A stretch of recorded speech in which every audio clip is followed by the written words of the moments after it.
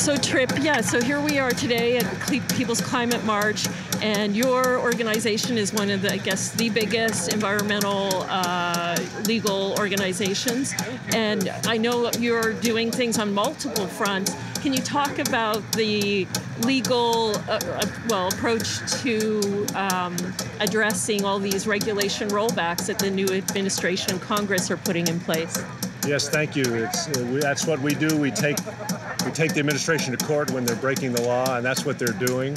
So when they've lifted the moratorium on leasing for the public lands of the United States for new coal mining, the same day we filed the lawsuit. Yesterday, they lifted a ban on oil and gas drilling in the Arctic Ocean, and again, we're going to take them to court over that. It's that when they've done things to harm the planet, we're going to challenge them in court. We're also fighting them in Congress, where they're trying to roll back environmental protections of all kinds, public health protections, climate protections. We're fighting them in Congress, and we're here at the march today because we're in solidarity with our allies and out on the streets to show our resistance. So with the appointment of Neil Gorsuch, will that have a huge impact on environmental cases if they get to the Supreme Court or even getting there at all?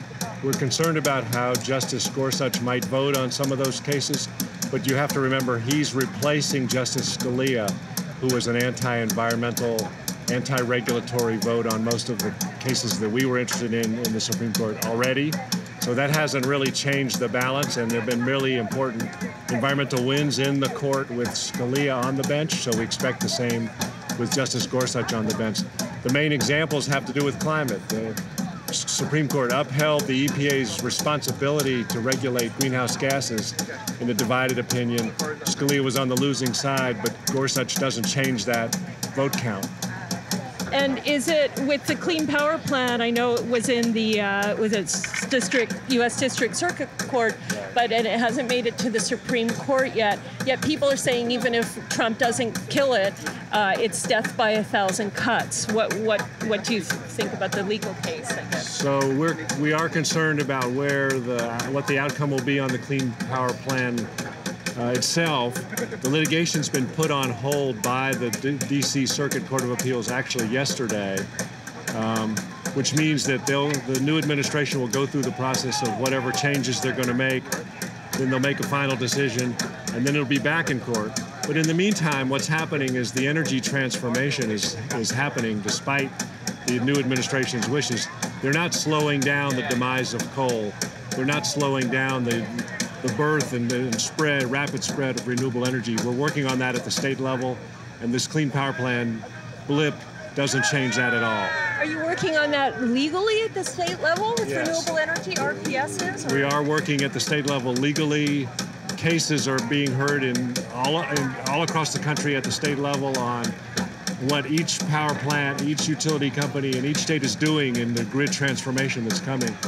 There are issues on solar energy policy, energy efficiency policy, renewable portfolio standards.